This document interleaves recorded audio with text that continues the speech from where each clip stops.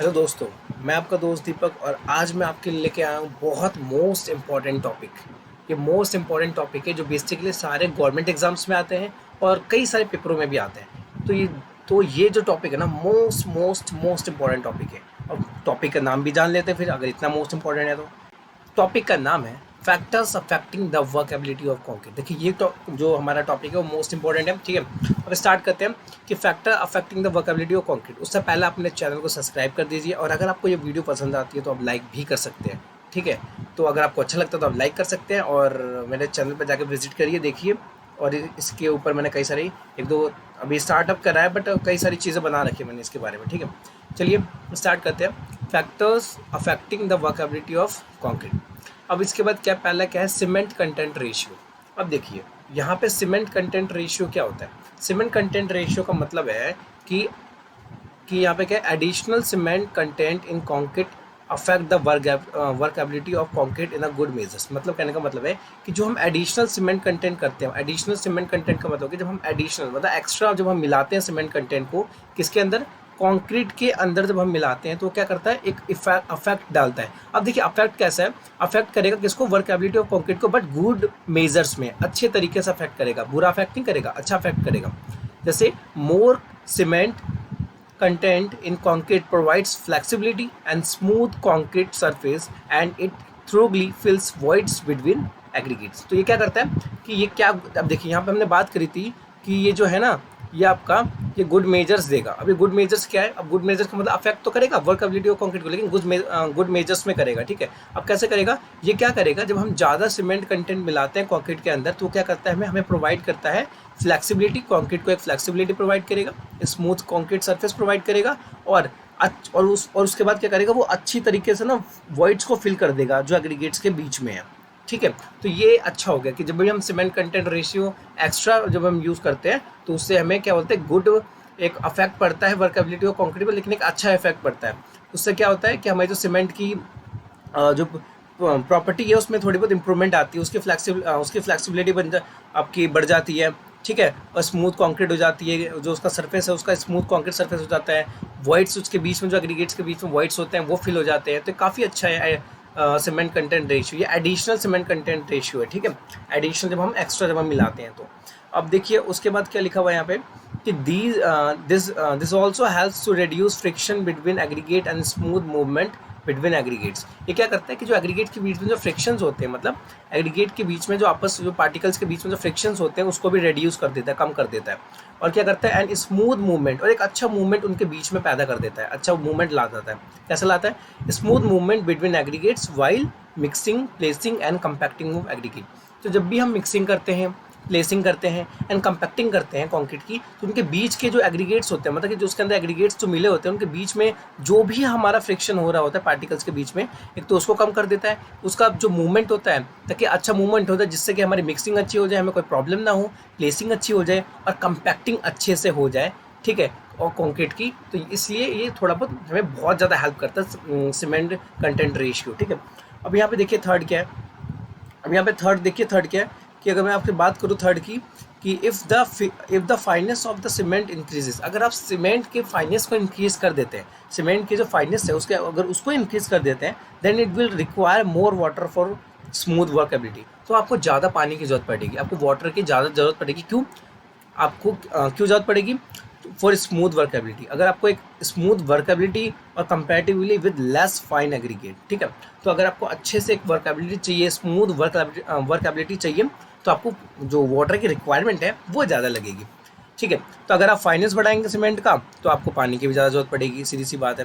Comparatively, किससे comparatively, with the less fine cement. ठीक है, उसके बाद क्या बात करते हैं, हम बात करते हैं सेकंड। आई होप आपको ये फर्स्ट समझ में आ गया होगा। ठीक है, अब सेकंड पे चलते हैं। सेकंड में क्या है कि वाटर सीमेंट रेशियो और वाटर कंटेंट इन कॉन्क्रीट, मतलब वाटर सीमेंट रेशियो क्या, देखिए मोस्ट इंपॉर्टेंट रोल प्ले करता है वाटर सीमेंट रेशियो जो है कॉन्क्रीट मिक्सिंग में। मोस्ट इंपॉर्टेंट जो हमारा रोल है वो प्ले करता है। अगर आप ज़्यादा डाल देंगे तो ब्लीडिंग एंड सेग्रीगेशन हो सकती है, कम डाल देंगे तो भी प्रॉब्लम हो जाएगी, अच्छे से मिक्सिंग नहीं होगी, उसकी स्ट्रेंथ नहीं आएगी, उसकी वर्केबिलिटी नहीं आएगी, उसकी ड्यूरेबिलिटी नहीं आएगी, तो कई सारी चीज़ ना अफेक्ट करेगी। तो water cement ratio is the main and major content है, ठीक है, कई इंपॉर्टेंट चीज़ रखता है, मोस्ट इंपॉर्टेंट चीज़ रखता है इसके अंदर।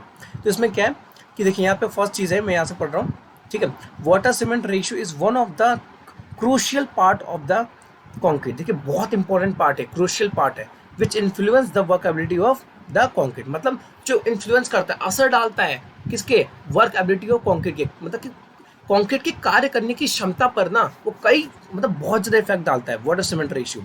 उसके बाद यहाँ पे देखिए, however the water cement ratio of 0.45 to 0.6, जो वाटर सीमेंट रेशियो होता है बेसिकली हमारा कितना होता है, 0.45 से कितना होता है, 0.45 से बेसिकली आपको कितना होगा, 0.6 के बीच में लाई करेगा, ठीक है। उसके बाद क्या इन दोनों के बीच मतलब 0.45 से स्टार्ट होता है, 0.6 तक जाता है फाइनली लास्ट, ठीक है। उसके बाद क्या है,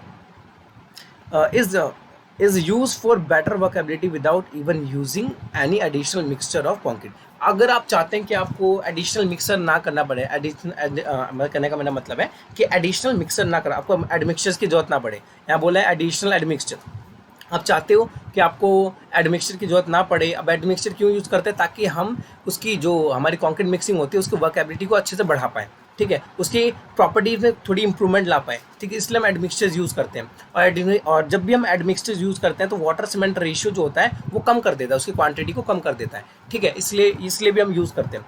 अब देखिए यहाँ पे क्या कह रहा है कि यहाँ पे बोल रहा है कि अगर आप वर्कएबिलिटी, अगर आप मतलब अच्छा वाटर सीमेंट रेशियो रखते हैं तो उससे क्या होगा आपको कि उससे जो उसकी कॉन्क्रीट की वर्कएबिलिटी है वो भी काफ़ी अच्छी होगी, और आपको एडमिक्सचर्स की यहाँ पे देखिए लास्ट में एडिशनल एडमिक्सचर ऑफ कॉन्क्रीट, आपको जरूरत भी नहीं पड़ेगी एडमिक्सचर्स की कॉन्क्रीट के अंदर मिलाने की, इसलिए इंपॉर्टेंट है।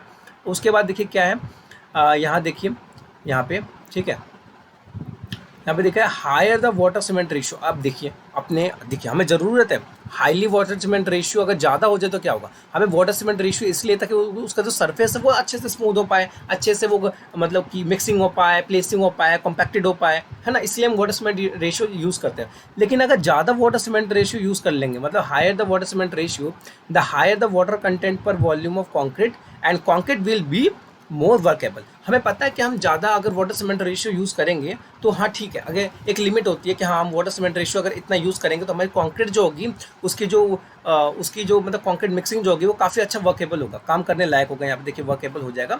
लेकिन अगर हम the higher water cement ratio is normally use for manual concrete mixing, अब यूज़ कर सकते हैं मैनुअल कंक्रीट, लेबरिंग जो होती है, लेबर जो करते हैं बेसिकली जो छोटे मोटे काम के लिए यूज़ करते हैं उसके लिए आप यूज़ कर सकते हैं, जैसे कि। लेकिन आप हाईली आप कंस्ट्रक्शन कर रहे हैं, बड़ी बड़ी बिल्डिंगें बना रही हैं, उसमें वाटर सीमेंट रेशियो आप ज़्यादा नहीं ले सकते, वो वहाँ पे थोड़ा सा कॉजेज हो जाता है, वो इफेक्ट करेगा कुछ ज़्यादा, ठीक है। तो यहाँ पे बोल रहा है कि the higher water cement ratio is normally use for manual concrete mixing. Manual concrete mixing जो लेबर द्वारा जो मैनुअली किया जाता है, मशीन द्वारा नहीं किया जाता, हैंड मिक्सिंग बेसिकली होती है वो, ठीक है, जो मजदूर करते हैं बेसिकली लेबर्स करते हैं, ठीक है, फॉर बेटर वर्कएबिलिटी। तो आपको अगर बेटर वर्कएबिलिटी चाहिए मैनुअली कंक्रीट मिक्सिंग के लिए तो आप यूज़ कर सकते हैं। लेकिन अगर हाईली कंस्ट्रक्शन हो रहा है या हैवी कंस्ट्रक्शन हो रहा है तो वहाँ पे आप वाटर सीमेंट रेशियो बहुत ही ज़्यादा ध्यान में रख के आपको करनी पड़ेगी ये चीज़ें, ठीक है। अब देखिए थर्ड क्या है, आई होप आपको वाटर सीमेंट रेशियो समझ में आया होगा, और अब रिपीट करके भी आप सुन सकते हो, कोई इशू नहीं है इसमें। और थर्ड देखिए क्या है, मिक्स प्रोपोर्शन ऑफ कंक्रीट। देखिए मिक्स प्रोपोर्शन ऑफ कंक्रीट भी मोस्ट इंपॉर्टेंट है, ठीक है। अब यहाँ पे मिक्स प्रोपोर्शन ऑफ कंक्रीट का मतलब क्या हो गया कि mix proportion of concrete explain us, हमें समझाता है, हमें एक्सप्लेन कर रहा है the ratio of coarse aggregate, कितना रेशियो, कितनी मात्रा कोर्स एग्रीगेट और एंड फाइन एग्रीगेट की जो है यूज़ करेंगे with the respect of cement content, ठीक है। तो सीमेंट कंटेंट के साथ साथ हम कितना रेशियो जो है, कितनी मात्रा कोर्स एग्रीगेट और फाइन एग्रीगेट की सीमेंट के साथ यूज़ करेंगे, ये हमें एक्सप्लेन करता है मिक्स प्रोपोर्शन, ठीक है। अब देखिए यहाँ पे क्या है, this is also called as aggregate cement ratio of concrete. अब इसको क्या कह सकते हैं, अब इसको aggregate cement ratio of concrete इसको कह सकते हैं, ठीक है। इसका मतलब क्या हुआ, the more cement is use, अगर आप ज़्यादा सीमेंट यूज करते हैं तो the concrete becomes richer and aggregate will get proper lubrication, ठीक है, फॉर स्मूथ मोबिलिटी और स्मूथ फ्लो ऑफ एग्रीगेट्स। देखिए अगर आप ज़्यादा सीमेंट यूज़ करते हैं तो आपकी जो एग्रीगेट के अंदर जो लुब्रिकेशन होगा वो बहुत अच्छा होगा, स्मूथ वो क्या करेगा, मूव करेगा और क्या करेगा, स्मूथ ही फ्लो करेगा एग्रीगेट, ठीक है, स्मूथ मूव करेगा, लुब्रिकेशन अच्छा होगा, स्मूथ फ्लो करेगा। अगर अब क्या करते हैं, द मोर, मतलब you can say that the more cement is used, the concrete becomes richer and aggregate will get proper lubrication। उसके बाद क्या होगा, एग्रीगेट का अच्छे से lubrication हो जाएगा फॉर स्मूथ मोबिलिटी, अच्छे से मूव करेगा, स्मूथ फ्लो करेगा। अब जब आप उसको प्लेसिंग करेंगे, मिक्सिंग करेंगे, कंपैक्शन करेंगे तो बहुत आसानी से हो जाएगा। तो मिक्स ऑफ जो मिक्स प्रोपोर्शन ऑफ कंक्रीट है वो काफ़ी अच्छा इंपॉर्टेंट रखता है कि आप किस किस रेशियो में कोर्स एग्रीगेट ले रहे हैं, फाइन एग्रीगेट ले रहे हैं, सीमेंट कंटेंट ले रहे हैं। अगर आप अच्छे अच्छे रेशियो में मिला रहे हैं उसको, जैसे M15 हो गया, M20 हो गया, M25 हो गया, M10 हो गया, तो basically M15 to M20 mass concrete के लिए यूज़ किया जाता है ना। तो उसका प्रोपोर्शन अगर आप अच्छा रखेंगे तो काफ़ी अच्छा वो वर्क करेगा, ठीक है। अब देखिए क्या है, if the less cement content, अगर आप लेस सीमेंट कंटेंट रखते हैं, सीमेंट की मात्रा कम रखते हैं कंक्रीट के अंदर, तो with the respect to aggregate, अगर एग्रीगेट के रिस्पेक्ट में अगर सीमेंट कंटेंट, अगर सीमेंट की मात्रा कम रखते हैं तो क्या होगा, then there will be less paste available for aggregate. तो एग्रीगेट, अब भाई एग्रीगेट क्या, अब एग्रीगेट को हमें बांधने के लिए लेस पेस्ट मिलेगी, मतलब उतनी पेस्ट नहीं होगी कि एग्रीगेट को स्टिक करके रख पाए, मतलब चिपका के रख पाए। And smooth mobility of aggregate is restrained, अब रेस्ट्रेंड हो जाएगा वो, है ना। तो रेस्ट्रेंड क्यों हो जाएगा, रेस्ट्रेंड क्यों हो जाएगा, वो इसलिए हो जाएगा क्योंकि देखिए, एक तो आपकी वाटर सीमेंट, आपकी सीमेंट कंटेंट में सीमेंट की मात्रा कम है और एग्रीगेट की तुलना में उसकी मात्रा कम है, तो वो जो पेस्ट बनेगा ना वो अच्छे से नहीं बन पाएगा, वो स्टिक करके नहीं रख पाएगा, वो चिपका कर नहीं रख पाएगा। और जब चिपका के नहीं रख पाएगा तो स्मूथ वर्क एबिलिटी उसकी नहीं हो पाएगी अच्छे से, मतलब वो मिक्सिंग नहीं होगा, प्लेसिंग नहीं होगा, कंपैक्टिंग नहीं होगा, ठीक है। तो ये थोड़ी प्रॉब्लम आ जाती है इससे, इसलिए mix proportion that is most important, ठीक है, इन कॉन्क्रीट मिक्सिंग। ओके, सो यहाँ पे आई होप थर्ड समझ में आ गया होगा आपको। अब चलते हैं फोर्थ पे, साइज ऑफ एग्रीगेट। देखिए साइज ऑफ एग्रीगेट तो मोस्ट इंपॉर्टेंट चीज़ है ही, ठीक है। अब कैसे है मोस्ट इंपॉर्टेंट चीज़, ये भी हम पढ़ लेते हैं। तो यहाँ पे बात करें size of aggregate, a surface area of aggregate, जो एग्रीगेट का सरफेस एरिया रियलाइज करता है, क्या रियलाइज करता है, रिलीज करता है, ठीक है। तो a surface area of aggregate release upon the size of aggregate, ठीक है, वो बता देगा, ठीक है, कि क्या है साइज है, तो सरफेस एरिया ही पता चल जाएगा आपको, किस, अगर सरफेस एरिया देख के आपको पता चल जाएगा किस टाइप का ये एग्रीगेट है, ठीक है। तो for the unit volume of aggregate, अगर हम यूनिट वॉल्यूम देखें एग्रीगेट का, with large size the surface area of less constructed with the same volume of aggregate with small size. अब देखिए, अब कहने का क्या मतलब है, कहने का ये मतलब है कि आपने एग्रीगेट्स लिए, अब आपने वो एग्रीगेट्स लिए जिसका सरफेस एरिया बड़ा है। अब जब जिसका सरफेस एरिया ज़्यादा है, इसका मतलब क्या हो गया कि अगर देखिए सरफेस एरिया जिसका ज़्यादा होगा उसका वॉल्यूम क्या होगा, उसका वॉल्यूम होगा कम, ठीक है। इसका मतलब क्या हो गया, कह रहे हैं कि a surface area of aggregate release upon the size of aggregate for the unit volume of aggregate, ठीक है। एंड विद लार्ज साइज, अगर हम लार्ज साइज की बात करें तो the surface area of less constructed with the same volume of aggregate with the small size, मतलब जो लार्ज साइज की वॉल्यूम है वो क्या होगी, स्मॉल साइज से कम होगी, ठीक है। लार्ज साइज वाले एग्रीगेट आपने लिया, स्मॉल साइज वाले आपने एग्रीगेट लिए, उन दोनों के वॉल्यूम में ना डिफरेंस आएगा, ठीक है। अगर डिफरेंस आएगा तो इसका मतलब क्या हो गया, उसकी वर्क एबिलिटी पे, कंक्रीट के वर्क एबिलिटी पे काफ़ी ज़्यादा अफेक्ट पड़ेगा, ठीक है। स्ट्रेंथ और ड्यूरेबिलिटी पे मोस्ट ज़्यादा इंपॉर्टेंट अफेक्ट पड़ेगा उसका। तो साइज ऑफ एग्रीगेट हमें देखना पड़ता है अच्छे से। देखिए, when the surface area of aggregate increase, अगर आप सरफेस एरिया एग्रीगेट का बढ़ा देते हैं, सरफेस एरिया एग्रीगेट का बढ़ा देते हैं, तो मतलब तो उससे क्या होगा, then the requirement of cement content also increase. अगर आप क्या करते हैं कि एग्रीगेट का क्या करते हैं कि सरफेस एरिया बढ़ा देते हैं, तो आपको वो सीमेंट की भी मात्रा बढ़ानी पड़ेगी, सीमेंट की भी कंटेंट आपको इंक्रीज करना पड़ेगा, ताकि वो क्या करे, to cover the entire surface of aggregate, ताकि वो क्या करे, अगर आप सीमेंट बढ़ाएंगे तो वो जितने भी एग्रीगेट का सरफेस एरिया है उसको कवर कर लेगा अच्छी तरीके से, विद सीमेंट पेस्ट, सीमेंट के पेस्ट है वो अच्छे से कवर कर लेगा, ठीक है। और moreover these require the use of more water to lubricate each aggregate. उसके बाद आपको वाटर कंटेंट जो है, मतलब कि वाटर सीमेंट रेशियो जो है वो भी आपको बढ़ाना पड़ेगा। उससे क्या होगा कि जो लुब्रिकेशन जो होगी ना वो अच्छे से हो पाएगी। आपने सीमेंट कंटेंट बढ़ा दिया, अगर आप चाहते हैं कि एग्रीगेट के सरफेस बढ़ेगा, सरफेस एरिया बढ़ाना चाहते हैं एग्रीगेट का, तो आपको सीमेंट कंटेंट भी बढ़ाना पड़ेगा, सीमेंट की मात्रा बढ़ानी पड़ेगी, उसके साथ आपको वाटर सीमेंट रेशियो बढ़ाना पड़ेगा, ताकि अच्छे से पेस्ट आ जाए और जो भी एग्रीगेट है उसके ऊपर, जो उसके सरफेस के ऊपर लुब्रिकेशन अच्छे से हो जाए, लुब्रिकेट हो जाए, मतलब स्मूथ सरफेस आ जाए, ठीक है। अब देखिए यहाँ पे क्या है, हावेवर किंतु the lower size of aggregate with the same water content. अब देखिए आपने यहाँ पे क्या करा कि lower size of aggregate use कर रहे हैं, ठीक है, तो lower size of aggregate same water content, उसी वाटर कंटेंट में जितनी जरूरत है उसी में आपने क्या करा कि लोअर साइज ऑफ एग्रीगेट आप यूज कर रहे हैं, तो उसमें क्या होगा देखिए, less workable than the larger size of aggregate, तो वहाँ पे जो वर्केबल होगा ना उसमें डिफरेंस आ जाएगा। आपने क्या करा कि सेम वाटर कंटेंट आप उसके लिए यूज कर रहे हैं एंड सेम वाटर कंटेंट आप स्मॉल साइज के लिए एग्रीगेट के लिए यूज कर रहे हैं, तो वहाँ पे जो वर्केबिलिटी होगी ना कंक्रीट, उस पर काफी ज्यादा इफेक्ट आएगा।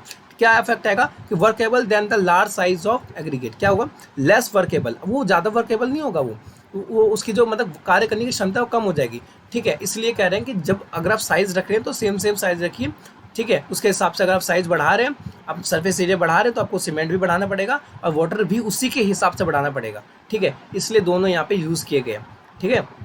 अब यहाँ पे देखिए, अब साइज, आप आई होप आपको समझ में आ गया साइज कितना इंपॉर्टेंट रोल प्ले करता है। अब यहाँ पे आता है शेप ऑफ द एग्रीगेट। तो देखिए शेप ऑफ द एग्रीगेट का मतलब क्या हो गया कि शेप भी इंपॉर्टेंट रखती है। आप कौन सी शेप होनी चाहिए, आपकी राउंडेड शेप होनी चाहिए या इलेंगुलर होनी चाहिए, मतलब किस टाइप की होनी चाहिए। तो the shape of aggregate directly effect the workability of concrete. भैया डायरेक्टली इफेक्ट करता है वर्केबिलिटी ऑफ कॉन्क्रीट पे, असर डालते हैं सीधा सीधा। इट इज़ वेरी, मतलब बहुत ही इंपॉर्टेंट चीज़ है ये, ठीक है। अब देखिए क्या है, आपको अंडरस्टैंडेबल करना पड़ेगा that rounded shape aggregate are very easy to mix. जब आप राउंडेड शेप एग्रीगेट की बात करते हैं कि वो एग्रीगेट जिसका शेप राउंडेड है तो आसानी से मिक्स हो जाते हैं। देन इलोंगेटेड एग्रीगेट की तुलना में अगर राउंडेड देखा जाए तो वो क्या होता है, आसानी से मिक्स हो जाते हैं। अब एंगुलर एंड फ्लैकाई एग्रीगेट, ठीक है, एंगुलर एंड फ्लैकाई एग्रीगेट की तुलना में राउंडेड एग्रीगेट काफी अच्छे से मिक्स हो जाते हैं due to less frictional resistance, क्योंकि उनके बीच में लेस फ्रिक्शनल रेजिस्टेंस होता है, ठीक है। तो लेस फ्रिक्शनल रेजिस्टेंस की वजह से वो जल्दी हो जाते हैं, ठीक है, मतलब हो जाते हैं, मिक्स हो जाते हैं इसलिए।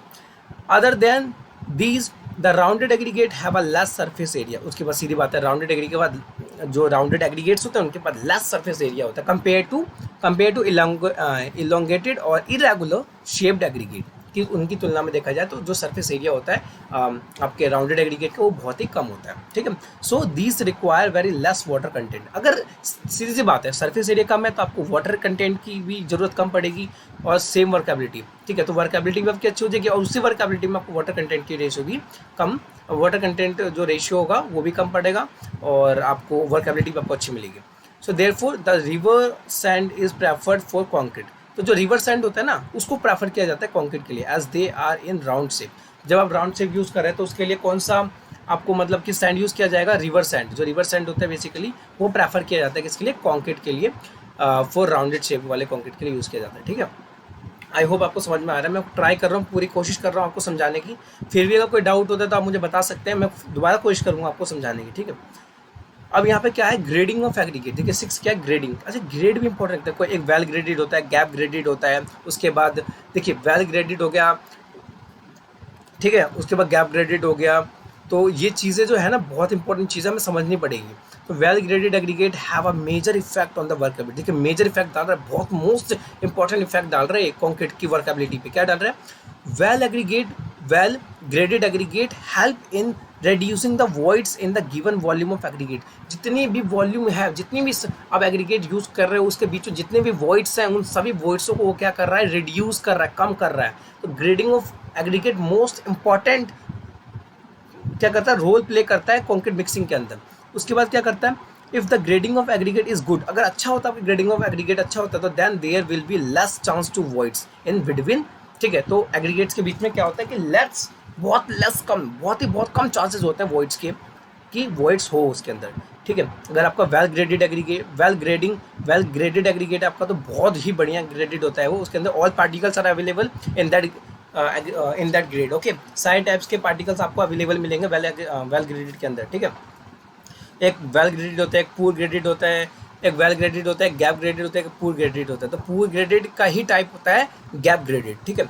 Hence it improves the workability of concrete. मतलब आपका अगर ग्रेडिंग अच्छा है, ग्रेडिंग ऑफ एग्रीगेट, अपने जो एग्रीगेट लिया उसकी ग्रेडिंग अगर अच्छी है तो आपको एक तो सबसे पहले आपको देखने को ये मिलेगा कि उसके अंदर वॉइड जो रेशियो होगा वो बहुत ही कम चांसेस में होगा, ठीक है।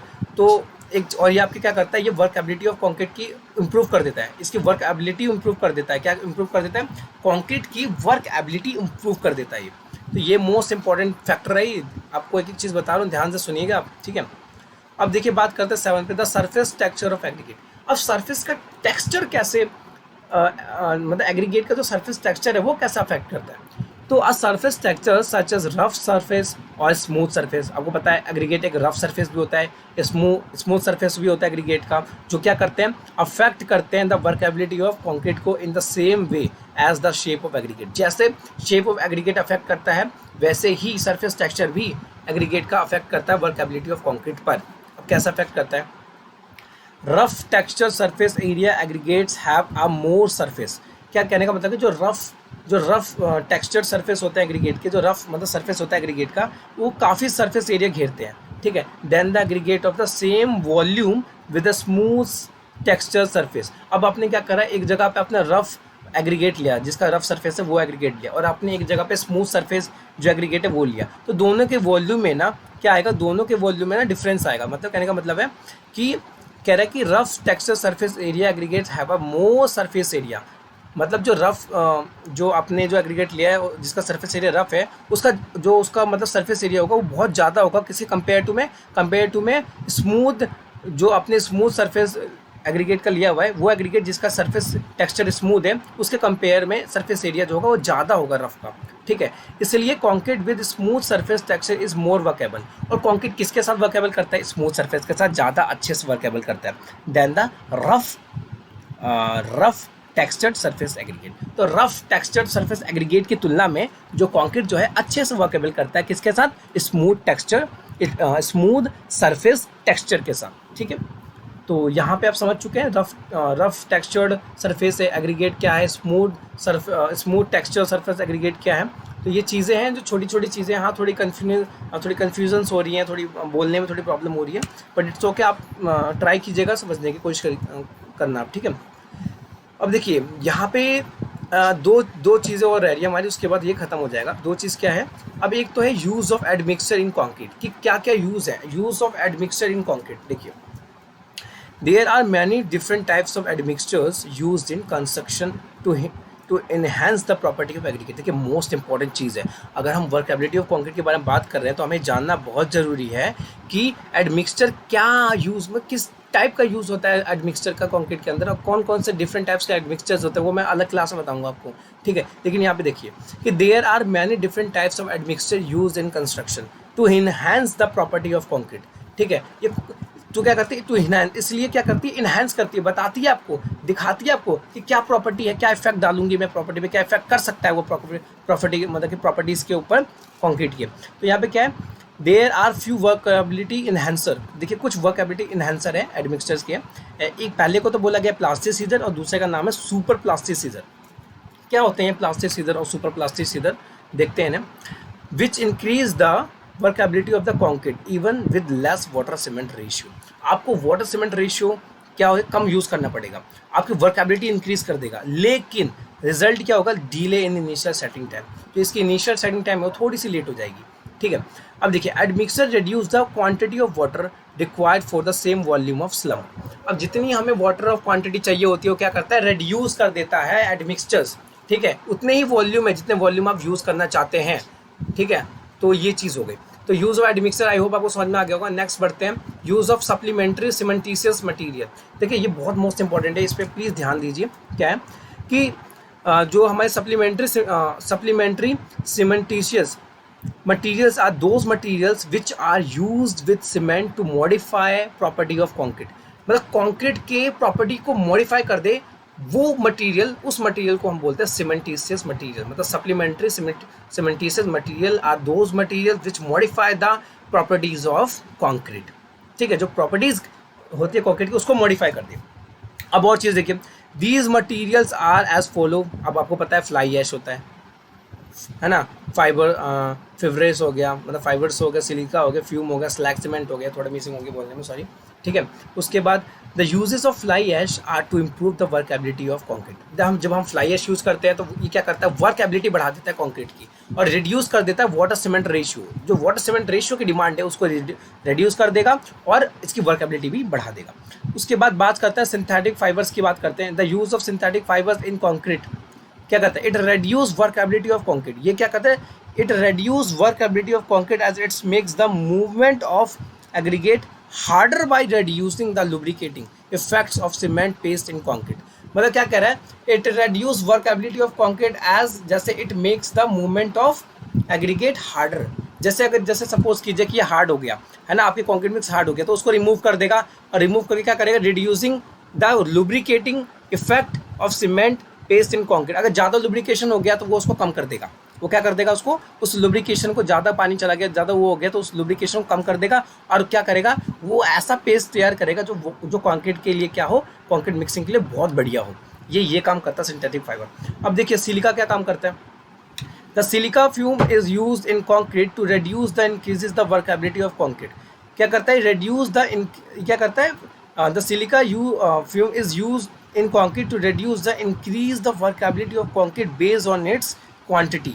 ठीक है, ये इसको क्या करता है, रिड्यूस कर देता है। मतलब the silica fume can improve the workability of concrete, ये भी वर्कबिलिटी ऑफ कॉन्क्रीट इंप्रूव करता है कॉन्क्रीट की, when use at low replacement rates. जब आप लो रिप्लेसमेंट रेट करते हो, कम मतलब यूज़ करते हो उसको रेट्स को, तब आप ये वर्कबिलिटी ऑफ कॉन्क्रीट बढ़ा देता है। But it can reduce workability when it added at higher replacement rate. जब आप इसे ज़्यादा यूज़ कर लोगे, है ना, जब ज़्यादा रिप्लेसमेंट कर दोगे, इसका यूज़ कर लोगे ज़्यादा, तो क्या होगा, ये क्या करेगा, वर्कबिलिटी रिड्यूस कर देगा। देखिए हर चीज़ की एक लिमिट होती है, हर चीज़ की एक लिमिट सेट होती है। अगर उससे ज़्यादा आप यूज़ करते हो तो क्या करता है, काफ़ी ज़्यादा इफेक्ट डालता है वो। ठीक है, तो ये कुछ मैंने इसलिए धीरे धीरे आपको, और ये मैंने कुछ नोट्स बनाए थे आपके लिए, इसलिए मैंने आपको समझाया था कि हर एक पॉइंट को समझना बहुत ज़रूरी है। ठीक है, खासकर डिप्लोमा वालों के लिए मोस्ट इंपॉर्टेंट है ये। और जो मतलब कि गवर्नमेंट एग्जाम्स की कर रहे हैं तैयारी, छोटी छोटी चीज़ें इंपॉर्टेंट रखनी पड़ती है, वो लाइनों में से क्वेश्चन पूछ लेते हैं। ठीक है, तो आई होप अगर आपको ये वीडियो अच्छी लगती है तो प्लीज़ मेरे चैनल को सब्सक्राइब कीजिए, अगर थोड़ी सी भी अच्छी लगती है, और थोड़ी सी भी अगर इससे आपको इन्फॉर्मेशन मिला तो please subscribe to my channel and like this video too. Okay, तो प्लीज़ अगर आपको कोई भी डाउट आता है तो आप मुझे बता सकते हैं। ठीक है, थैंक यू सो मच।